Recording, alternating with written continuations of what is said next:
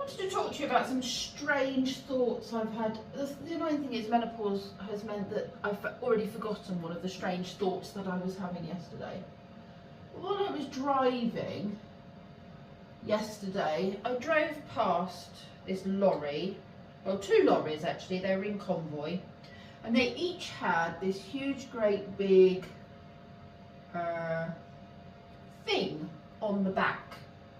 Exactly the same on both, but it was clearly two halves of one eventual item that was going to have to be constructed on site, I imagine. And my first thought was, oh, it's a shame you couldn't have just stacked them inside each other, put the stuff over and then, yeah, chuck the stuff over, like the cabley things that you used to hold on, what are they called, ratchet straps? And then carried them like that. But then I thought, oh, I bet that would have been a real faff to actually try and get them together and then to get them apart at the other end. Like, you know, interlace, like when you stack bowls, you know, that kind of thing. And then I thought maybe there would be an issue with weight as well on just one truck. So yeah, I was having a little think about that. And then I thought, well, it's a shame that we haven't got like something that is bigger than us, that will just do these things for us. And I know we've got machines and cranes and stuff, but that's not what I mean.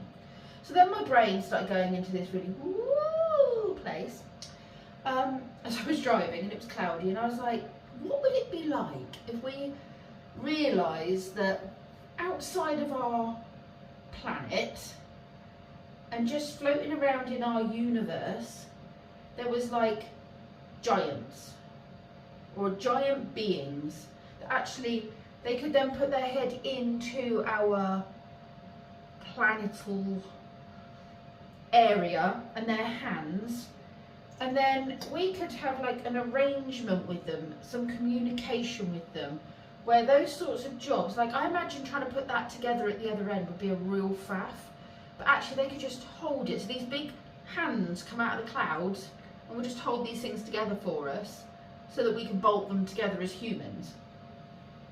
And then I was thinking, well, that would be really good, and I bet the giants would have things that they can't do because it's so small and fiddly. A bit like, you know, like people who make watches, like real proper old watches, or repair them, and they have to have those glasses on glasses on glasses, and then they, you know, so they can see what they're doing. And our fingers are too big and all the rest of it. And I wonder if giants would have the same problem. Or maybe giants would have their own version of like nanotechnology or computer parts that, again, like really tiny, like the stuff you find in mobile phones, and again you'd have a hard time putting together because it's so fiddly and small. And yet we would find it really easy because it would be more in proportion with our bodies. And then we could trade. I was like, instead of paying each other, because what monetary reward or value reward would there be for us to pay the giants to do things for us?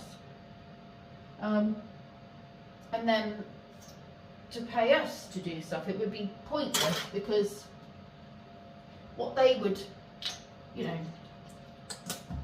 what would you have, what has monetary value that would be worthwhile in our universe and their universe, if you see what I mean? So it would have to be a trade on trade type arrangement. We help them, they help us. So yeah, that's where my brain was going. I was picturing anything that required big things to happen would have these giants come in to do it for us, to hold it all for us, and then anything that they needed doing that was teeny tiny, we could be doing, and it would just feel like, you know, moving boxes or whatever for us, because it would be at that size for us. It would be more us sized, and that would be a really useful trade on trade situation. And then I was thinking, that could be almost like teleportation is the next thing.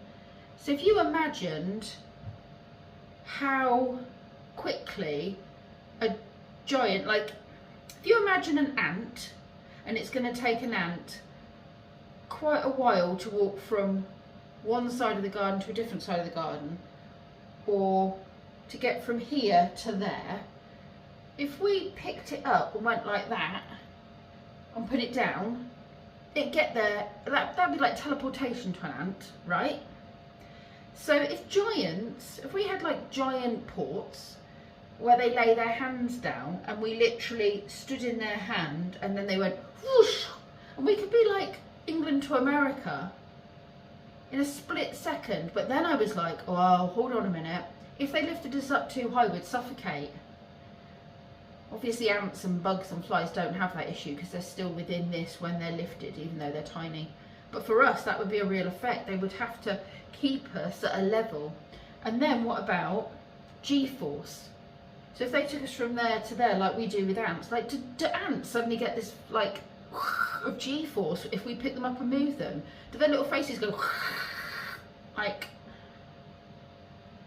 And then I was like, oh, now I feel really mean. Does it affect the ants? This would be some sort of physics thing that I don't understand.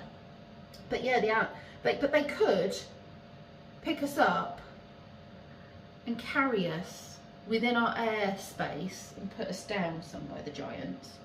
And I'm thinking about like the practicality of it, you know, like not killing us through G-force, not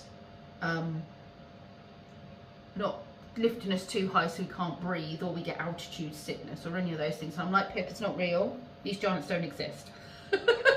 You're really going into the minute details of how you can make it work. These things don't exist. If I can remember the other random thought I was having, I'll let you know. But what do you think on that? I mean, can you just imagine these little faces and little hands? And also, like, when rockets and things and meteors enter our atmosphere, you get the burn up, don't you, and the flames and what have you. If they stuck their head into our atmosphere, would they look like they've got fire mains? Or would they get singed on the way in? And if they put their hands in, would they have to be wearing like fire gloves? Because if they put their hands into our atmosphere, and also if they put their hands into our atmosphere, something that big came into our atmosphere, would it screw up stuff for us? Like our atmosphere, the way everything rotates, like the moon, like they could get into like our atmosphere and get in the way of the moon, and then before we know it, the moon's bumped off of their elbow or something, and then they're like, oops, whoops, never mind, and suddenly our tides have stopped, and then the world's gone to pot, and somehow they've just ruined everything by sticking their hands in. Would that happen? Do you think that would happen? Anywho, that's just a little morning thought.